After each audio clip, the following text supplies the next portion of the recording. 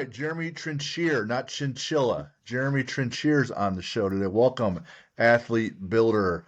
I'm your host, Jim Beebe, and my guy, Lucas Loring. We're back at it. And today, new sport, new guy, water polo, University of Illinois, and arguably one of the prettiest guys we've had on the show. So I saw that you can tell everything's all lined up, got the good lighting. He's down in Austin on assignment.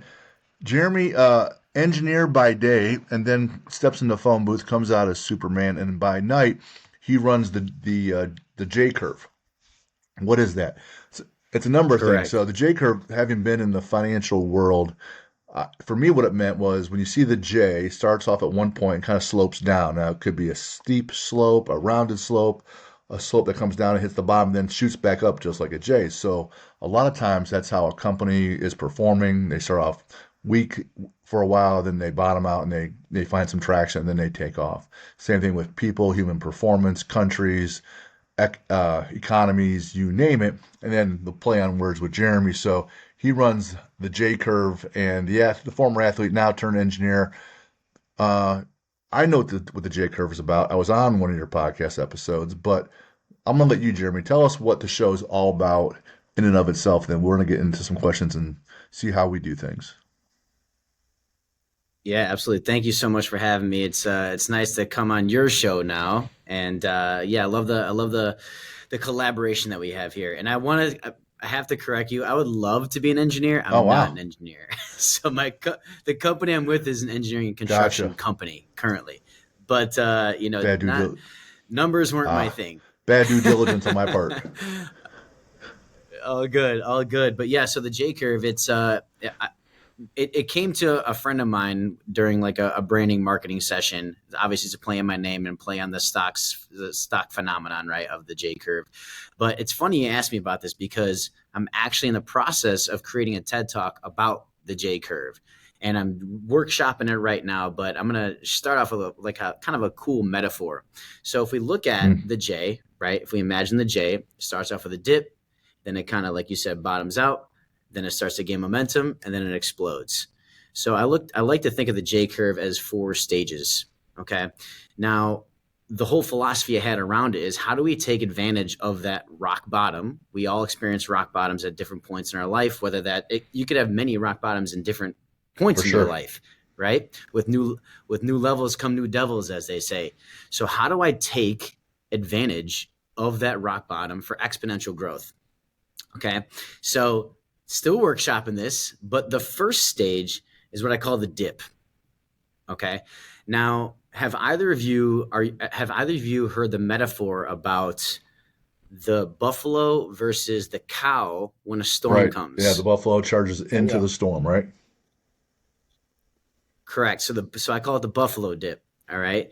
So we got to charge into Sure. the storm, whatever that looks like. So just for the listeners, in case they haven't heard, the buffalo, when a storm comes, they run at it, and thus it makes the storm shorter, right?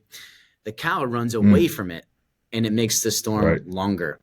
So imagine if we're going down a hill and we're resisting, like we're skiing, and we stick the sticks in. We're going to go down a lot slower. It's going to be a lot longer, right? We're not going to get up that hill. So I call the first stage the buffalo dip, right? And then the second stage is the pause. That's where reflection comes in. Okay. We kind of we sit with ourselves, we nurture ourselves, we pause and reflect. How often do we not pause and reflect? I mean, I'm guilty of that all the time. Like, I just kind of like get caught up in the routines of life. We're working hard. Maybe if I keep working hard in my business, all the other problems will go away. Not necessarily the case. Okay. Then stage three is when we start to build momentum. We got to do something, and it's basic inertia, right? An object in motion will stay in motion. It's basic physics. An object at rest will stay at rest. So as soon as we start that little small action, right? A good friend of mine says, he taught me this. It's when things don't add up, you need to subtract a whole lot. So during that pause phase, Mm, subtract, start doing something that's going to nourish yourself, gain some momentum, and then the final stage, explosion. And you're just off to the races at that point. So still working on that little TED talk there. That's a little paraphrased version of it, but that's the concept. right? Once we start building momentum, we'll be able to take off. And so many of the people that I've been blessed to have on my show, whether they're entrepreneurs, whether they're experts, whether they are athletes, whether they are just an overall high performers in their field, everyone's experienced a J curve in their life. Otherwise, you wouldn't be you wouldn't be successful. The most successful people have probably had a lot of no's, had a lot of low points in their life. So I like to have people on and share their story. That J curve is if you're really pushing, and that's happening daily sometimes. You know, with your Yeah. training, your relationships, that's happening all the time. I was listening to Alex Ramosi, and his favorite moments are when they're in that trough, when they're at that bottom. He gets a lot of joy and happiness because he goes, "Hey, I'm in the middle of it right now. The bigger the challenge means like the bigger the dragon in the story. And once you slay the dragon, he's like, well, imagine the story I'm going to have." So when he's in the middle of the worst shit, he'll say, "Man, I can't wait to have this story I'm going to tell here in 6 months or 6 years about where I used to be and what I did and what I'm going to be able to do going forward once it takes off." Because you get it in enough of those bottoms, you're not afraid anymore. You just realize, hey, I'm in a bottom. I gotta, work my way out. What's my process for that? Who do I need to help me? How does that happen? After a while, you're not really nervous. You just dig in and reflect, like you said, learn some things, and then take off. Doesn't usually feel fun, right? It doesn't feel fun when you're in that pain. Mm, But if you can recognize that, hey, no. I've been here, I've been in this before, I'll be okay. It makes it a lot more tolerable. And I'm absolutely 100% guilty daily that, hey, calm down. Don't go from 0 to 100. Like it's okay that this shit went wrong. Like Lucas was just saying, man, most things went wrong today, you know, and we're still going to end it. We're still going to end it on a good note. Like it's still a Monday night where I'm getting Mm. essentially free, not quite, but free continuing education. Right. So it's still going to end on a positive. So, uh, how's your show been coming along? I saw one of your notes here is that you had a chance to work with Dean Graziosi and Tony Robbins. Like those are Babe Ruth and Mickey Mantle of heavy hitters in the industry on getting people better. So how's the show going along, and how did that whole relationship come about? Yeah, it's a great question. So when I left Chicago in 2020, I took a year off. I bought a conversion van and just effed off and just traveled for a year up and down the West Coast, lived on a couple farms, some vineyards, and it was probably the best year of my life Mm. so far. But every year has its beauty. Every year has its place, right? That was 3-4 years ago. But after that year, I got introduced to a friend of mine, Melissa Dugalecki. She's a business coach. She's actually blown up right now. You guys should check her out. But I started my passion was juicing, detoxing, health coaching. Like that was my thing. Like it changed my life. And I got a real cool story about that. We can get into that later. But I lost 40 pounds. My life changed. And I was like, this is what I want to teach people. And so I was like, okay, I need to start a business about this, and took a business coaching course or like a program with Melissa, and things weren't going that great. I had a few clients there. It was fine for what it was because I had a job. So it was more supplemental income to begin with. And then a friend of mine, Tara, she, had a multi-million dollar coaching business. And she was like, Jeremy, I think you need to learn how to sell. I think you need to just get back to the basics and learn how to sell high ticket. And she had some connections with Cole Gordon, who's like a leader in the remote closing space. And she set me up with Cole's team. I got an interview. I probably interviewed 2 or 3 companies before I ended up at Mastermind. But at that point, it was like a placement agency. Like they place you it was typically for coaching and consulting companies. If you're a high level coach who has a business program, you're going to have closers. And if you work with people like Cole, they'll help place closers at your company. And so I interviewed for a few companies, didn't get the job. And then a few months go by, I'm like, dang, like things are slow. I don't have regular income coming in. And then I got a message saying, hey, we got a position with Tony and Dean. Do you want this? I'm like, hell yes, I want that. I knew right away when that message came through. I'm like, I'm getting that job. Started out with them as a setter, so cold calling, cold DMing people. Quickly rose in the ranks to number one. Then I got offered a closing position, and then within a month, I was the number one closer in the company. And so, it was really cool to work with people like Tony and Dean. And when I'm talking to people every single day that genuinely want to change the world and genuinely believe that they can do so. So that's the type of conversation I want to be a part. So selling was super easy for me. I was talking to people like we're having a blast. People like me, maybe in their 40s, 50s, a handful of people in their 30s, and we're just jamming out talking about saving the world. So it was a natural like job for me to do. And so after about 7 months of doing that, 8 months of doing that, you can only talk about building a business and changing the world so much before you're going to want to do it yourself.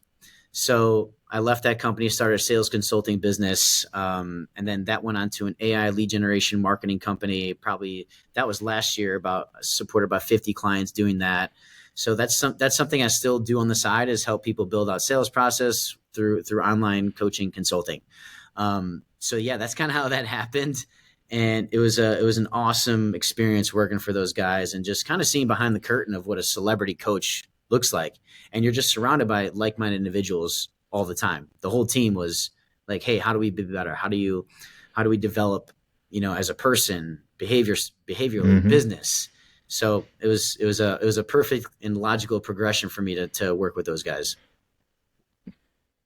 So, Lucas and I do the same thing in that we work with kids, adults to get them better.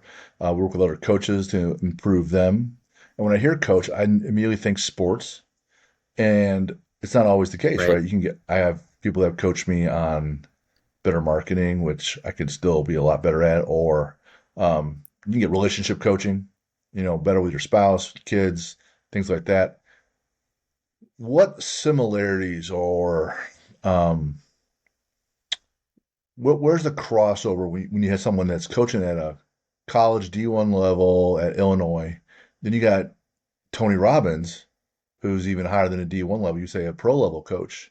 There's always going to be carryover or similarities for greatness. Winners, champions, whether they're winning on the sales cycle, they're growing their company by leaps and bounds, or they're winning titles.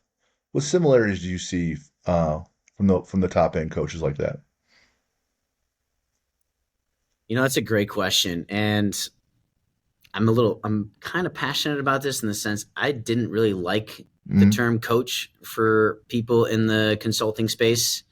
I feel like there's a lot of smoke and mirrors. There are a lot of people that aren't actually good at what they do, to be honest. And so for myself, I never liked to call myself that. I was a coach in swimming and water polo. Now that Right, I coached. And as far as that industry goes, I mean, Tony's the best right. of all time. There's like no question about that. He's on a whole different stratosphere when it comes to coaching. So he can call himself a coach because he can coach with the best Ever. Right. ever, right? He's a master NLP practitioner. He could snap you out of a phase and pattern within seconds. So I never really liked the term coach as it applies to what you're talking about with online Sure. personalities. I always reference myself as an educator. I'm going to come on here and teach you what's worked for me. I'll educate you. If that works for you, then great, right? I always said my favorite job growing up was teaching swim lessons. That was my thing. Like I reflect on that, and that was the best time of my life. I just said that twice now. Best time. I had a good life. Had a good life so far. But my favorite job in my life, because when you teach something, you can relate to this because you deal with high school athletes and younger Right. and older, right? When I teach someone something that, and then they go out Right. and do it, is there any better There's a feeling than couple that that? come to mind, but we won't get into. The, But yeah. but like for me, it's like I'm teaching somebody how to swim. That skill could save their Sure. life someday, or save someone else's life someday, for that matter. So that I think about that all the time, and now I'm trying to equip people with knowledge and wisdom to save their life in other ways. So that's what I really love about what I do now with my show and my content that I have. But to your question, like as far as like a coach who's just starting out getting their, certifications versus a pro like Dean, like Tony, like these high level guys, I mean, a lot of it is just reps. How many hours have you been doing this for? How many hours have you been studying books? How many classes have you taken? How many, and then going out and doing it, right? Some people do it for free for a while. Then eventually they start getting paid. Then they get paid hundreds of thousands of dollars and millions, like Tony. So I think a lot of it is just the reps. And one thing that Dean said to us in a meeting one time was he gets it often. He'll come off stage and people are like, Dean, you're such a natural. Like, Tony, you're such a natural. And they're like, Uh, no, I practice this speech for 100 right. hours. Like, this is not, how many times you got to swing a bat to get the perfect swing? You're swinging a bat thousands of Yeah. times. And so kind of reminds me of a Bruce Lee quote. Who would you rather get hit by? The guy who practices, I think the guy who practices 100 kick 1,000 times, or the guy who practices one kick 10,000 times. I don't want to get hit by that guy who practices that one kick 10,000 times. It'll, That's it'll, for it'll, sure. So a lot of it is it'll be repetition. perfect by then Yeah. at that point. Yeah. There's a lot of things to take away from there, and yeah, it does come from reps. And you might read Gladwell's book Outliers, and he'll say, 10,000 hours is the baseline to become an expert, or 10 years, and it's 10's a good number, and it kind of makes sense. But there's a couple things. One, it does take a long time. Two, it's constant inputs. There's constantly learning different things and honing your craft. And then, like you said, there's how you evolve it. And so when it looks easy, that's the magic part, right? They say, "Oh man, you see how the guy made that catch? Do you see how the guy how he ran, how fluid that was?" Some people have a lot of natural gifts, but it's so easy and insulting to say, "Man, man, you're natural." No, no, man, Right. no, I'm not. No, and those guys weren't either. Like Tony talks about how he was washing his dishes in his bathtub, right? Like he was dirt poor. Like, and it takes that obsessiveness in anything that you really give a shit about if you want to be great. Mm-hmm. There's no one that's great that's not obsessive. Now, you don't have to be great. Like an A minus is really good. A minus is really good. B pluses are really good. C's get degrees, right? D's get, right? So, but if you want to be outstanding and you want to be at the top, there's no one that's not obsessed and at the top in anything. I ask people all the Yep. time, completely different disciplines. They could be coaching, could be sports, could be running a business. They are absolutely obsessed. Now, when you are, there's other things that you're going to be out of balance about. Other relationships are not going to be going so hot because you only have so much time and so much energy and so much focus. So if you are obsessed, you're going to be great in that one area, but other areas are going to be weak. That's just the way it goes. What it is, so when you're running your show, it takes a while before you figure out what you want to do. And there's got to be a moment or time where you have to find yourself and or your voice. What was that experience like? Because at what point you'd say, I'm starting a podcast. Like you want to change the world, but there's your content, your podcast, but you got to be able to find your voice, like you said. How did that come about for you? Mm-hmm. Ooh, man, that's a good question. Yeah, it's something that I always wanted to do. Is I've been more and more open about this lately. Is that I've been a closet rapper since I was a No, young buck, no, come still on. young. All right. Yeah, yep, yep. So, and I've always had a stigma. Like I created a story, like, oh, just another white rapper. So I didn't tell anybody. I didn't tell anybody for probably 10 years. And with that, I knew that I was really good at talking. Knew I was really good at facilitating. I knew I was really good at connecting. And a natural thing for that as well as podcasting is interviewing, broadcasting. My mom worked for the Chicago Tribune for 30 years. So naturally, we listened to talk radio growing up. I'm like, I could do this. And I was in a relationship at that time where I felt suppressed, to be honest, where like I feel like I didn't have a voice in the household. And this is a story I created. It's not like she did this to me. You know what I mean? So I take total and utter responsibility about shutting my voice down. And when we broke up, it was like it was a form of like liberation. I was like, now I'm on my own. I can do whatever I want. And I've actually noticed this recently. It's like, don't wait for Mm-hmm. permission. If I can give anyone advice, don't wait for permission. If you feel something in your core, do it now. Like, we only get one chance. There's a great reel I've listened to like freaking 10 times today. Jeremy Piven's being interviewed on a basketball court, and I don't know what the interviewer said, but Jeremy Piven says, we only get one. We have a finite amount of time on this planet. You could be viciously mediocre, or you can wake up and get the fuck after Right? it. So, and I'm like, that's so good. Do you want to live a life of mediocrity, or do you want to do something here?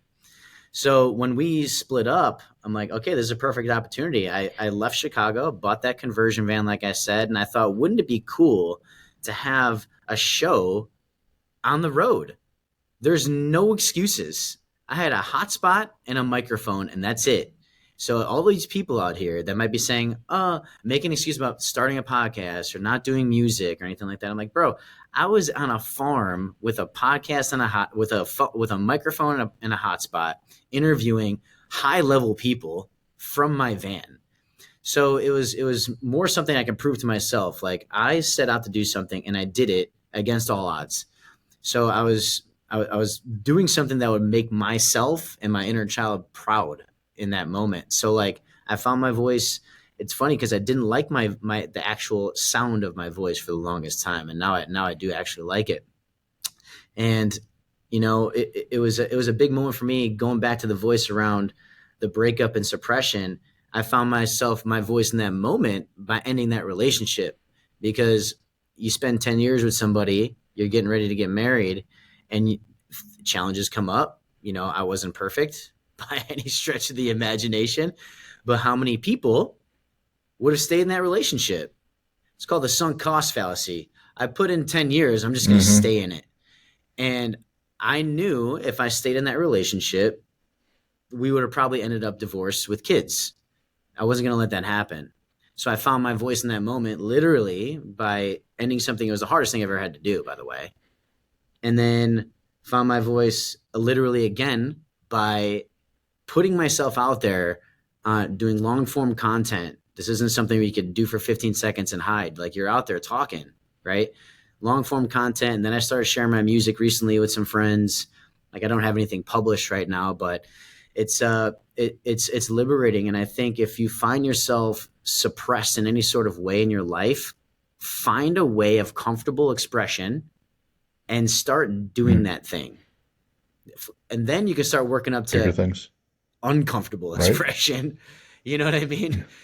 Don't make it a crutch of the comfortable expression. So like, for example, like, oh, I like to draw. I'm comfortable with that. I'll show people my drawings. And then once you start building that expression muscle, you can start doing the uncomfortable things, like having those hard conversations, maybe sharing a poem on an open mic night or something like that. So that you build the muscle, and then you do the uncomfortable There you have thing. it. There you have it. Man, how many times do people have this suppression that's self-imposed, Mm-hmm. and they never find it? Like, Luke, let me ask you this. You have athletes that they're young, young kids, right? High school. And some of them, if they kept their head down and kept out of trouble and kept focused, would take off. But some do, and a ton don't. And you said, hey, we're only here once, right? You're only here once. So what holds them back to the point where they never realize it? I gotta believe it's nothing but self-imposed, unrealistic fear. They're afraid of something, right? Yeah, it's it's a great question, and I think you have much more experience in this than me dealing with the kids these days. Like, I couldn't even imagine being in high school at this time. Like, I honestly can't even imagine it. Like, with the constant bombarding of information. I mean, I have challenges with it, and I'm in my 30s, let alone when I'm 16, when I'm still developing my brain and still developing, my like hormonally. So there's so much stimulus. So I don't want to misspeak about that. However, what I will say, it definitely is stress and fear and anxiety. And one of my favorite quotes is Mark Twain. He says, I'm an old man with many problems, most of which haven't happened. Right? So we put ourselves in this like total state of fear where we're constantly uh, we're worried about the future. Like like anxiety is just fear of the future. Depression is like I don't know if it's fear of the past, but it has to do with the past. Depression is linked to the past. Anxiety is typically linked to the future. So I think there's an obsession right now, and social media has a big role in it. Constant stimulus, constant validation, seeking validation online. You have all these like chat rooms aren't really a thing anymore, but there are worse things than chat rooms now that people are spending their time on, and we're just constantly being pulled in different directions. We have so much information and stimuli that it's hard to Mm. stay grounded. So like for the kids that maybe are indifferent or they're stuck, it's like honestly what I said before. If things aren't adding up, do you need to subtract a whole Correct on lot? And I just went through, yeah, and I just went through something crazy and traumatic recently, about a month and a half, 2 months ago. That's why I wasn't that, when we had to reschedule, I was like, it kind of worked out because I was in a pretty interesting place personally. So like right now, I'm cutting people out like that aren't healthy for me, right? Like healthy boundaries, I should say. I'm subtracting and I'm focusing on myself. And with the social media, it's so hard to do that because we need that external that. Mm. validation. So I think I would say validate yourself, focus on yourself, nourish yourself, and then the results will come, whatever you're looking for. For me, I'm even older by a lot, turning 50 next month. And so, right, Hey, I would love for our posts or what we put out there, and you have millions of people saying, "Hey, that's great, it's great stuff." And that's clearly not happened yet. But when we put out what we're doing, I'm just happy to do it. I'm just happy that I'm working with Lucas and mm, I come up with three things, or here's a quote and someone else listens to it. Or I had a guy come up and talk to me from the gym. He said, "Hey, because he is a patent attorney, so an engineer and a lawyer, right?" And we had a guy on from a financial firm. He goes, "Yeah, I was actually listening to that, and I took away a number of things." And I'm like, "Cool, cool." So my generation didn't grow up with all that stimulus, so I don't need or want that much validation. It'd be great, but I can't. It's hard for me to relate because if you put out a post and you're used to getting 1,000 likes and now you only got 200, you're gonna feel bad about yourself. So you take it down and run and hide, man. Fuck that. Fuck all that, man. Jesus. But I was talking to yeah. Purdue's crew team, the rowing team, this couple days ago on Saturday. They had a big event on Sunday, and we're talking about focus, right? Focusing in the moment. Mm, It's a short-term thing in the moment, getting ready to compete. And I talk about how you latch onto one why. You control your breathing with some box breathing. Then there's usually some kind of cue. Like when I'm squatting heavy, it would be like knees out, chest up.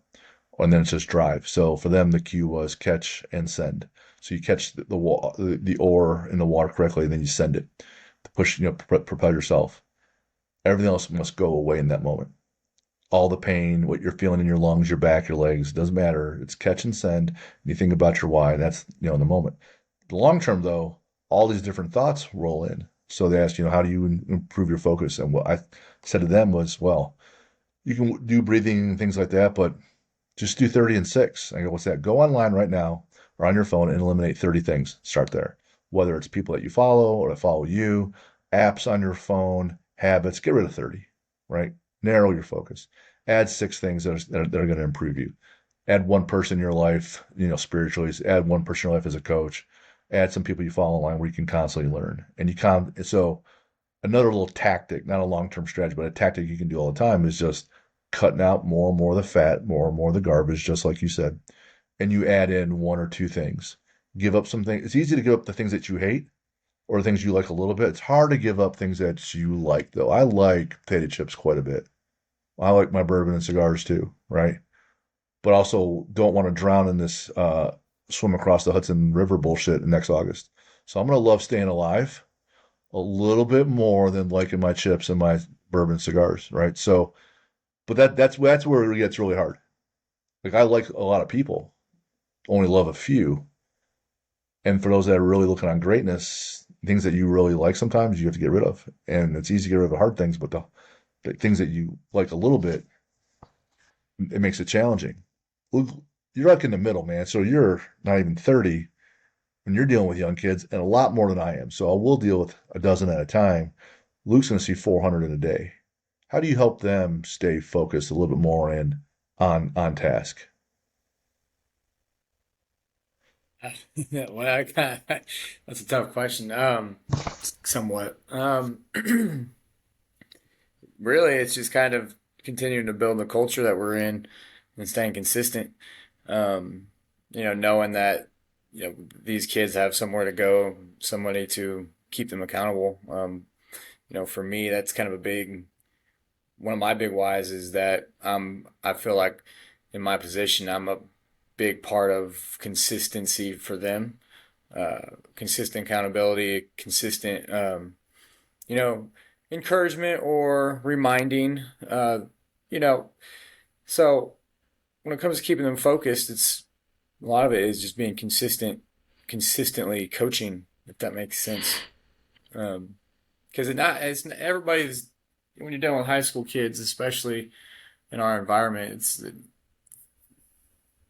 the weight room is a at the end of the day, these kids go through a lot, so um, and they have to deal with a lot more than I probably ever had to. So uh, Sounds like it's a little more keeping more that's a guardrails up and a lot more labor intensive, keeping them on task versus just saying yeah, one thing to a 50-year-old adult, hey, go do this. All right, got it. Whereas younger folks, yeah. right or wrong, takes a little bit more, not necessarily hand holding, but a few more reminders, a few more Hmm. reminders, right? Reminders, yeah, and keeping them on task, and um, it's it's complex these days with the social media, like kind of like what you guys were talking about earlier with social media and being you know trying to fit in the culture that they're a part of. It's you're combating a lot of things. So to me, it's just about being consistent every day. They know what to expect every time they walk in there. So focus is the standard, So that is kind of my way of keeping them focused. Is it's ingrained in them almost. Awesome. Sometimes they may not be, they're 100%, maybe 80%, but I need all of that 80. So it's, you know, Awesome. Jeremy, switching back to you. One of the questions I put out there are topics you want to talk about, and you said if it's not a fuck yes, then it's a fuck no. There's no like in the middle, right? So then the next question is, what are one or two things you're saying fuck yes to, and you're not saying a fuck no to? So what's some of the things that you're like, hey, I'm doing this. It's 2 months left. We're in the fourth quarter of 24. 25 is right around the corner, and I want to do these things. I want to change the world. I'm doing these things. But so, what is the one or two things that you're doing in the next 14 months that we're going to hear about and read about? Yeah, that's a great question. My FES right now, my fuck yes is just all in on myself right now. So I'm giving up alcohol for the next 100, maybe 150 Well, which is days. it? And well, it's technically before my men's retreat. So I have 105 All right. days until that. So I'm saying 105 Okay. days for now, and then we'll see what happens after the retreat. Perfect. So that's a challenge for me. I don't think I have a problem, quote unquote, with alcohol. I just like to have 2, 3 beers and just enjoy it. Maybe a cocktail, maybe a glass of wine. I don't know. But but I've noticed that I've been using it as a dissociation like tactic. So instead of embracing the dip, doing the buffalo dip, I would just find excuses to go out, have a couple beers, and then before you know it, like I'm not going to work on myself. I'm not going to meditate and like do breath work and journal when I've had a few beers with me, you know? So right now I'm going all in on my health and like zero dark 30, just locking myself. I move into my new apartment on Wednesday, and I've noticed that I've been the most consistent. I've been the healthiest. I've been the most committed to the game when I've lived by myself. In the past year and a half, I've had roommates. I've had a romantic partnership, and you know, I've allowed external forces and other people pull me away. And again, that's my responsibility. I allowed it to happen, so I'm not blaming them at all. What I'm saying is, right now, I just need to I'm recommitting to myself, and I actually just finished re-listening to Green Lights by Matthew McConaughey. Awesome, awesome book. If you haven't checked it out, check it out. I recommend the Audible, the audio book, because he reads it himself. Who doesn't like listening to Matthew Right? McConaughey's voice? I mean, come All on. right, all right, all And right. one thing, all right, all right. I'm going to do a little bit of a spoiler here. Okay, just bear with me. He was going to go to law school, and his dad was super excited about it. And he decided not to, and he wanted to go to film school. And he thought his dad was going to be flipped the F out when he told him this. So he calls his dad up. His dad says 3 magic words that I freaking love. And I was like, it changed. It like really landed with me because I needed to hear that. And he said, don't half-ass it. Don't half-ass it.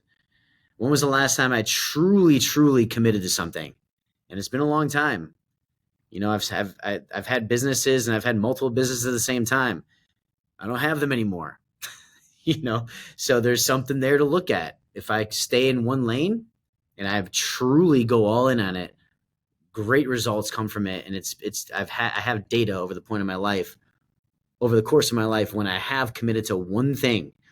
So committing to myself in the next, 3 months, well, my whole life, but you get my point. But through my health, clean eating, detoxing, weightlifting, I'm the strongest I've ever been, which is great, but we get to trim some fat, literally and figuratively trimming some fat. So my fuck yes right now is myself. Awesome. And myself and my business it's not my business, but the business I'm working with currently.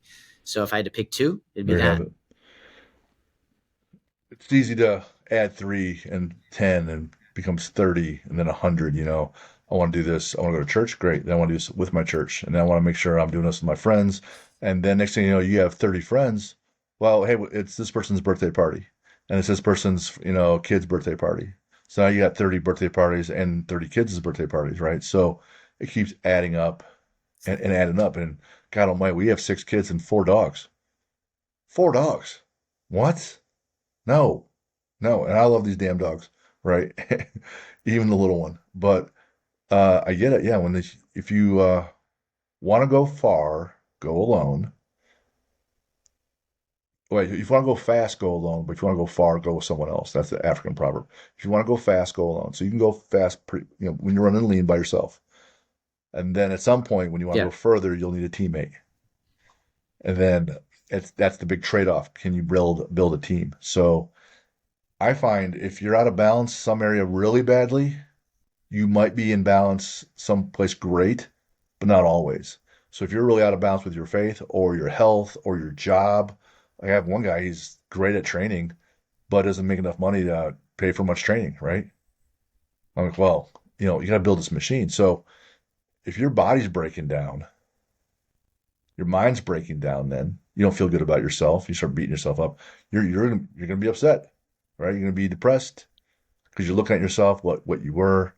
And that you can't really separate. So what's that Matrix quote? You can't separate the mind from the body and hope to do well there, right?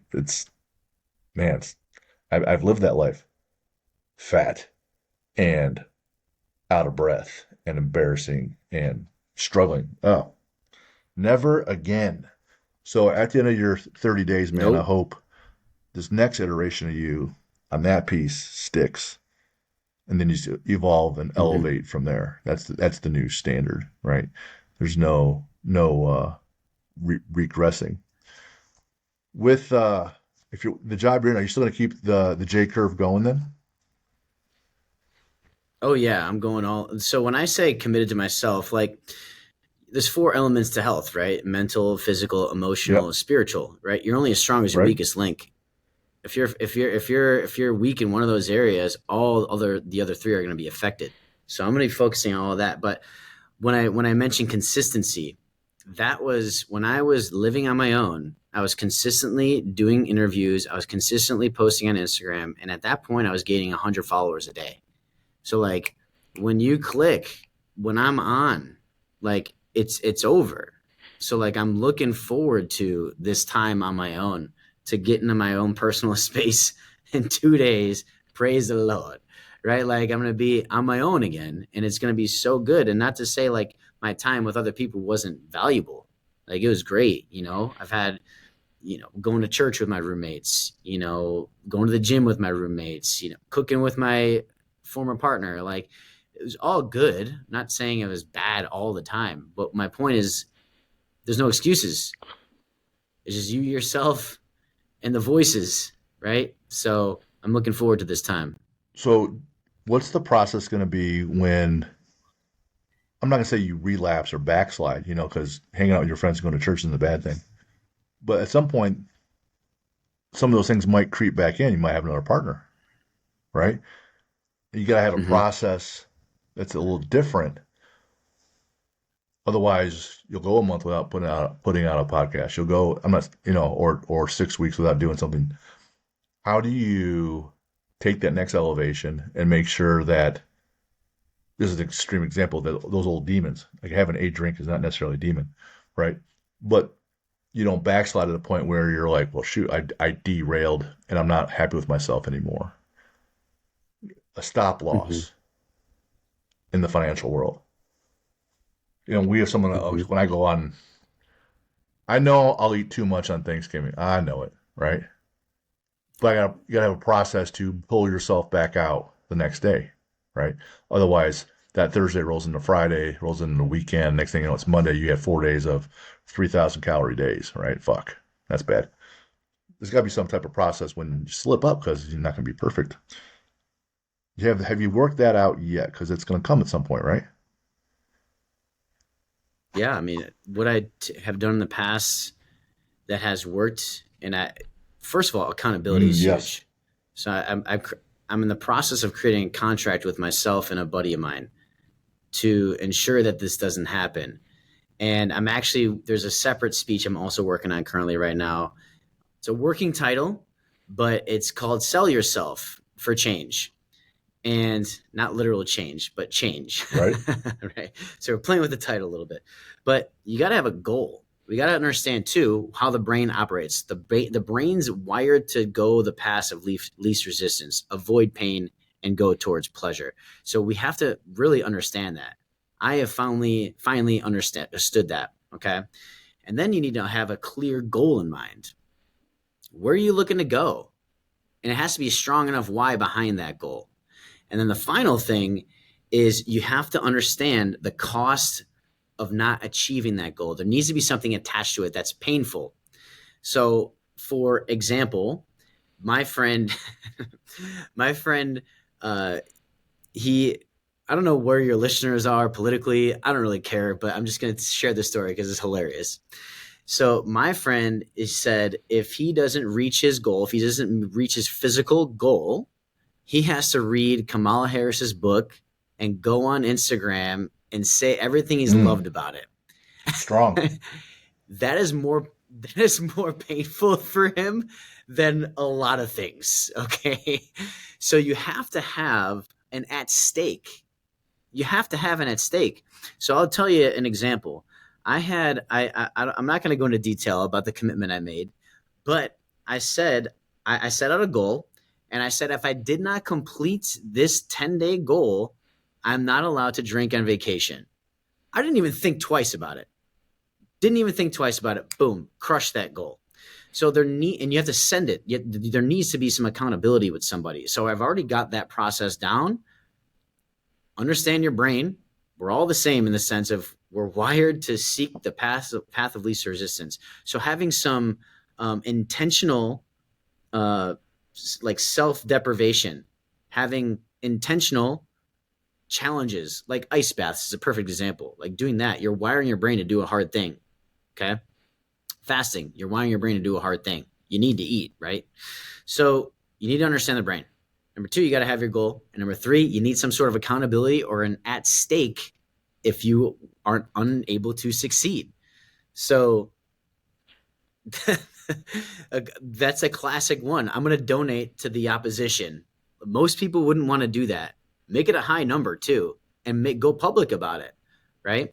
So to answer your question, like what if there's a slip up? What if there is some sort of relapse or what have you? I'm not saying I'm never going to drink again. I'm not saying that. Right now, I've been blessed with revelations and conviction the past few days. So you're catching me at a really good time. There's no other way. I have concerts. I have a wedding. I have Christmas. I have Thanksgiving. Not drinking. I'm still going to have a good time. I could talk to a freaking wall, right?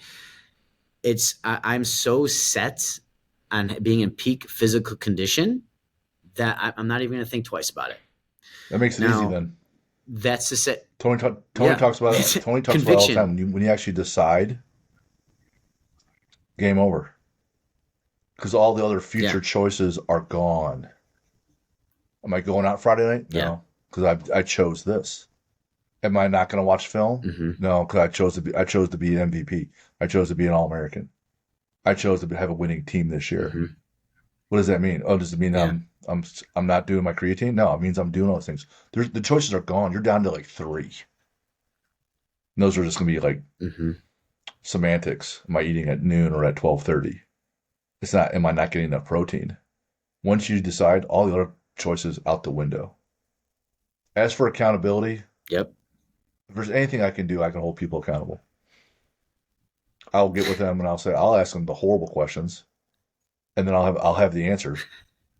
I've been blessed with 3 years of interviewing and interrogation training, working with white collar crime and organized crime. So I'm gonna ask all these horrible questions and find out what's really important to you, and I'm gonna find the 10 things that are important to you, and then prioritize them.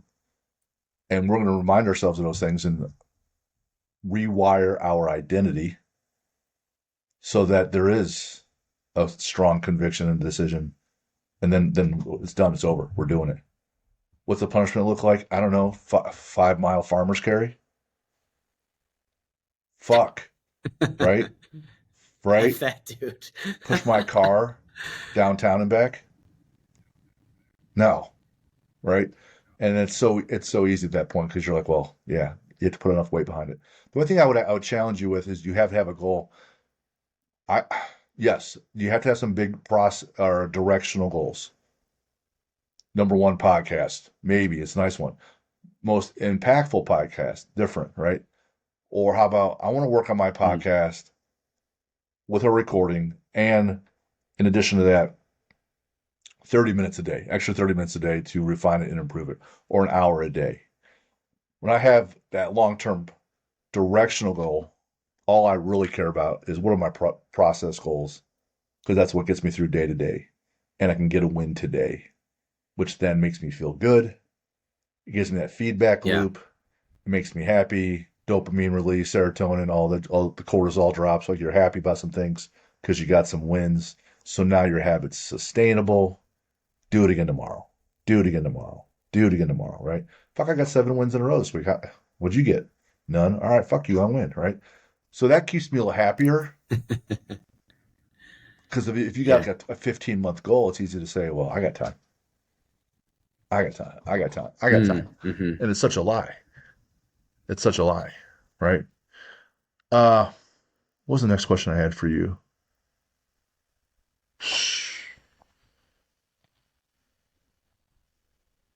I like the idea of having like little wins. And that's another thing that my buddy and I are working on as well. We just actually re-listened to Atomic Habits. Amazing book. If you guys haven't checked it out, definitely check that out. That's so funny. Basically, what I worked out for myself is every night I get invited and I go out and I don't partake in drinking, or if I get invited and say no, I'm gonna put $50 into an account so I can buy myself Nice. something nice. So like that's like a little reward I'm gonna have for myself. So yeah, I like that. Our episode 8, we ran through the entire book, every chapter, and how we Oh, apply it to nice. athletes. I've probably given away 30, 40, 50 copies of that book. It it's probably one of my favorites. Bible's number one. Yeah, Um, for sure. I like to say my book's my favorite now, but man, it's kind of hard to Yeah. beat James Clear's Atomic Habits. Um, with this new, not necessarily new year, new you, because it's before the new year, but you're trying to be healthier. What are some things that aren't physical necessarily you're working on? Things that you're reading, people you're listening to, you know, uh, podcasts you listen to. What are some tips and tricks there? Yeah, that's a really good Please question. say Athlete Builder Podcast. Be a So I'm homer, at right? Plug, plug, right? plug.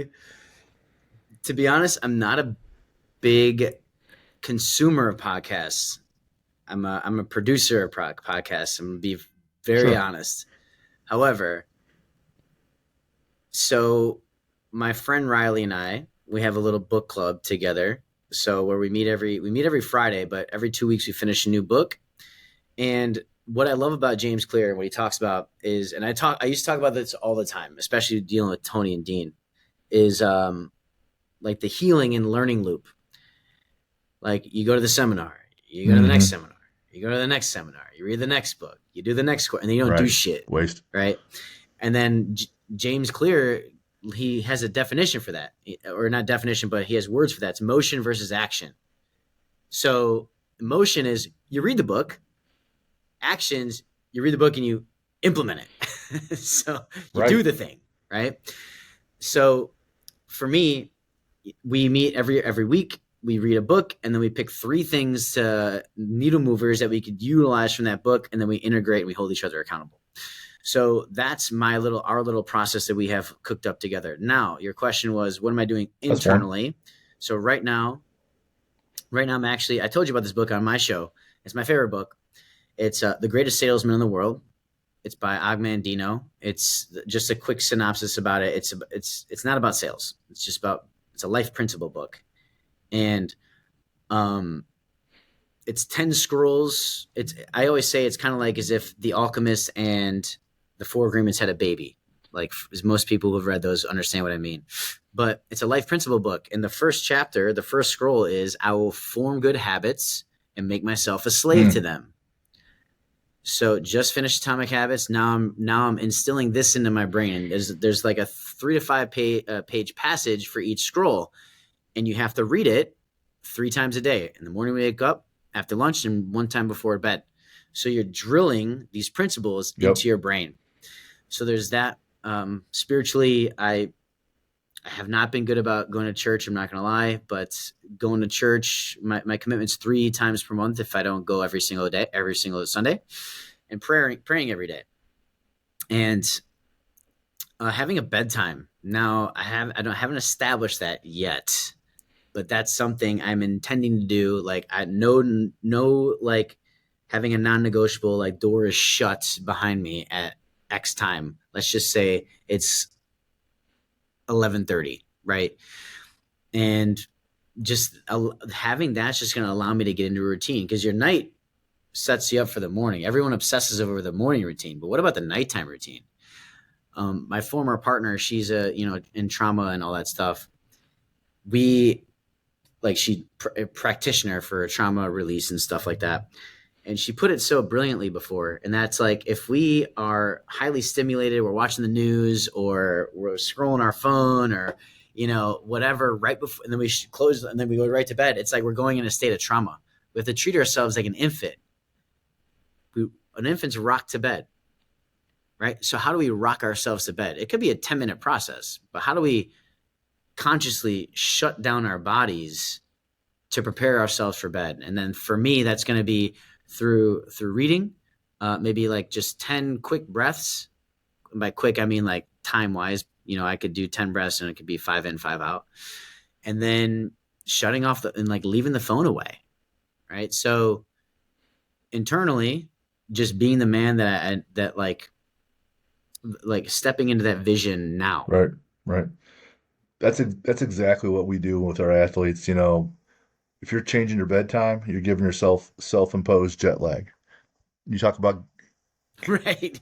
He said when that you on our get show. up, Yeah. you want to worry about getting up early, but it's all about going to bed late. What's your top 10 on how Yeah. to sleep better? That's super easy. And it's like you said about the baby.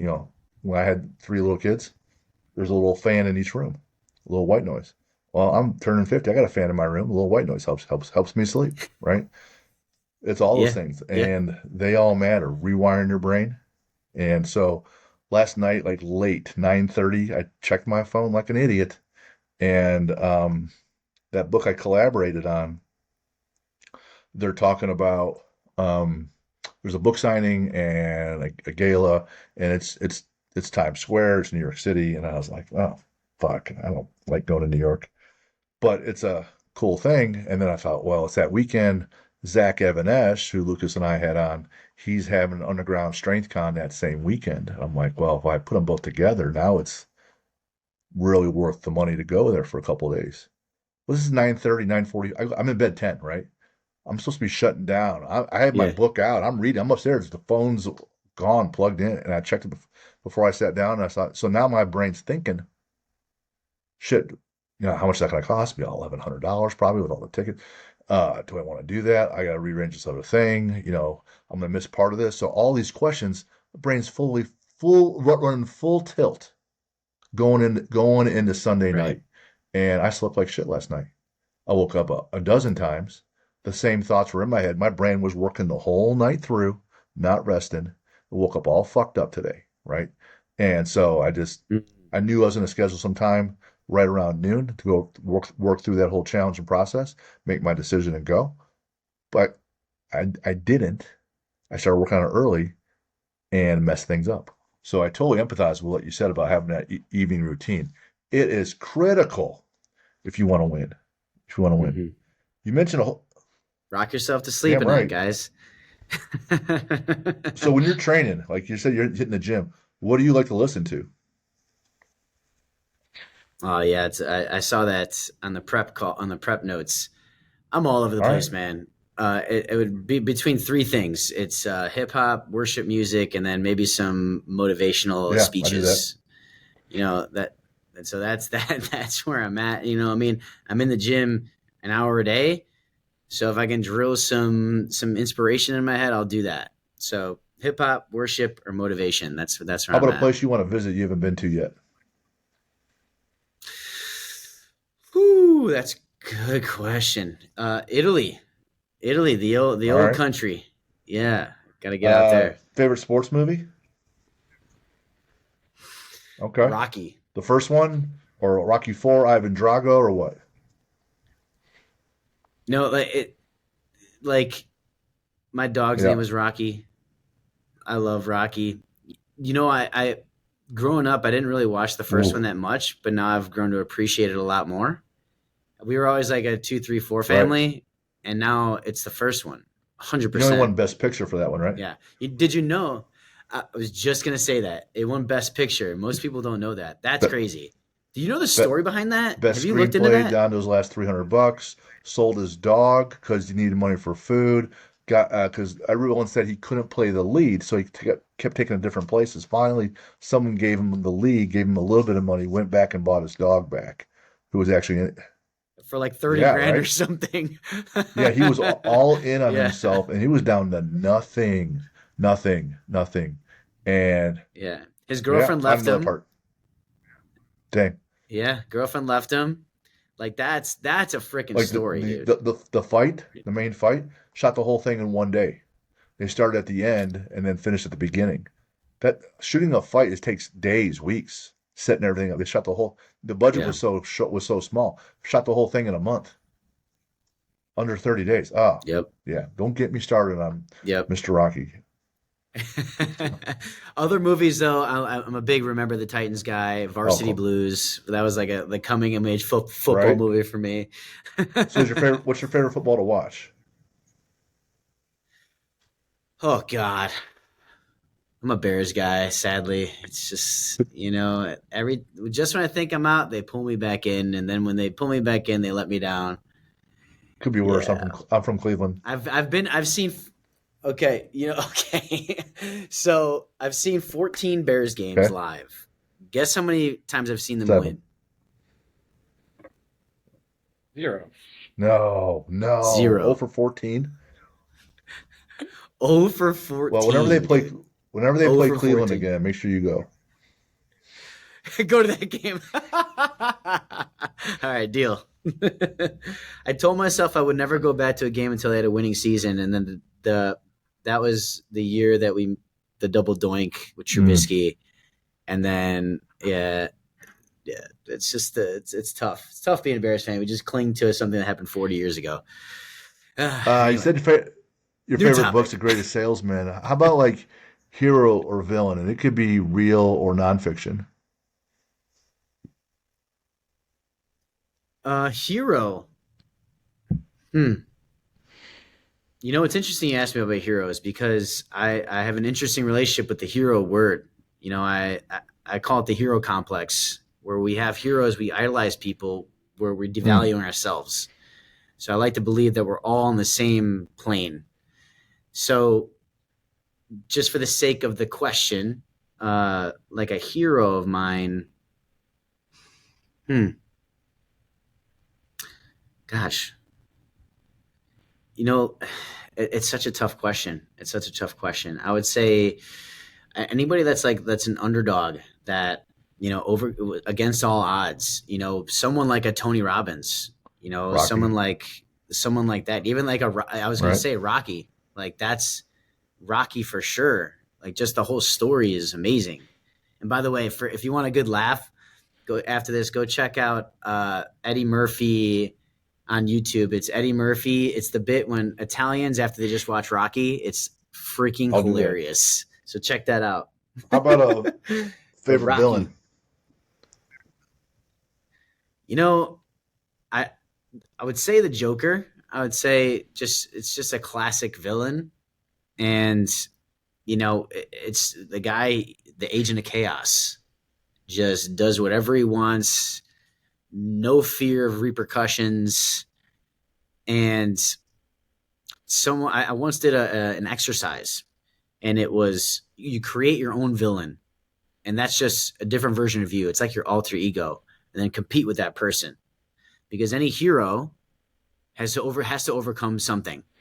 So if you create your own villain, which is your alter ego that does whatever they want, accomplishes everything they want, goes all in on whatever they need to do, they don't let anyone prevent them from doing what they need to do, and then I compete with that person.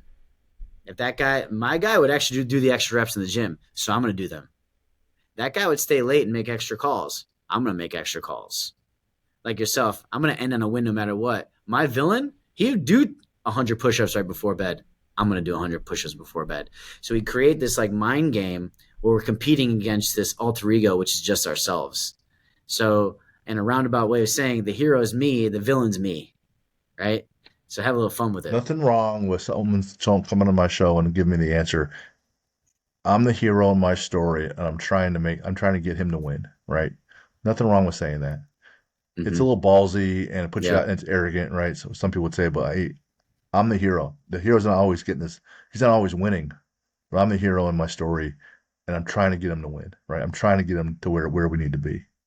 You got a favorite quote for us? Yep. Yeah. The hmm. I'm a big okay, I'll say the narrow and wide gates from the Sermon on the Mount. It's my favorite Bible passage. It's enter the narrow gate, for wide is the gate and broad is the road that leads to destruction, and many enter through it. But small is the gate and narrow is the road that leads to life, and Mm. few find it. So find that narrow gate in your life. Keep going. Just because everyone else is doing something doesn't mean it's the right thing to do. Find the narrow gate for yourself. Love it, love it. Where can we find you in the J curve? Yeah, my handle is my full name, Jeremy Trinchere, Jeremy Trinchere. The J Curve is available on all audio platforms. We're not on video yet. I have like 4 episodes up on video, but just haven't gotten around to being, going into post on video. So Spotify, Apple, Amazon, Buzzsprout, what you name it, the J Awesome. Curve. And then the J Curve's also on social media. Yeah, it's the J Curve podcast with underscores. I'm not as active on that one, to be honest, but you can follow the J Curve podcast if you like. There's underscores in between Gotcha. each word. Hey, Jeremy, great time today. I liked the discussion. I liked how it was broad, but brought it back into things that are applicable, whether you're working on yourself or you're working on other athletes, and the lessons transcend all those different industries. So, a lot of good stuff. Learned a lot today, man. Thanks so much for the time. Appreciate you.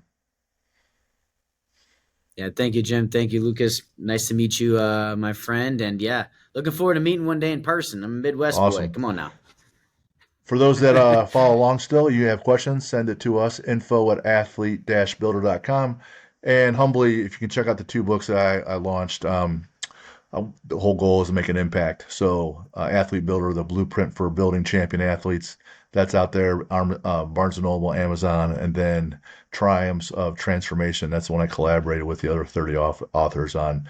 Essentially, every chapter was a J curve. Every different author in a different industry did a bunch of things incorrectly and had a bunch of mess ups, and we're able to turn it around a little bit. So that's the whole premise of that book. So help us out and support the show and support that, and hopefully make an impact. So until next time, everybody, we'll see you. Thank you, guys. Have a good one.